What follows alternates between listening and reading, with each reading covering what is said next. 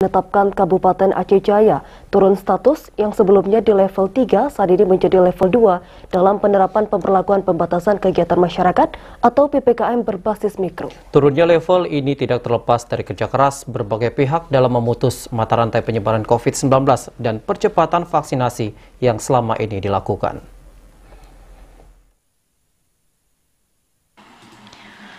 Pemberlakuan pembatasan kegiatan masyarakat atau PPKM berbasis mikro di Kabupaten Aceh Jaya saat ini masuk ke level 2 atau zona kuning yang sebelumnya di level 3 atau zona oranye. Turunnya level pemberlakuan PPKM untuk Kabupaten Aceh Jaya tidak terlepas dari kerja keras semua pihak yang selama ini telah dilakukan di daerah itu, terutama kesadaran warga dalam menerapkan protokol kesehatan dan vaksinasi COVID-19 yang saat ini terus digencarkan. Keluarnya Aceh Jaya dari zona oranye ke zona kuning juga bersamaan dengan sejumlah kabupaten lainnya di Provinsi Aceh yang saat ini ditetapkan oleh pemerintah yang sebelumnya masih dalam level 3 atau zona oranye pemberlakuan pembatasan kegiatan masyarakat.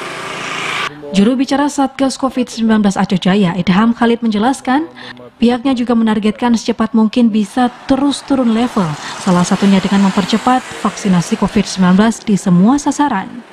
Bahkan untuk mencapai target itu, pihaknya saat ini terus menggencarkan kegiatan vaksinasi dengan melibatkan berbagai pihak baik dari unsur nakes maupun pihak TNI dan Polri agar semua warga bisa ikut dalam vaksinasi COVID-19. Level kita sudah memasuki di level 2 dan kemarin sudah diumumkan langsung dan sudah disampaikan oleh Pak Bupati untuk langkah-langkah bagaimana mempertahankan di level 2 atau bisa turun ke level 1. Himbauan kita tetap untuk masyarakat tetap mematuhi protokol kesehatan.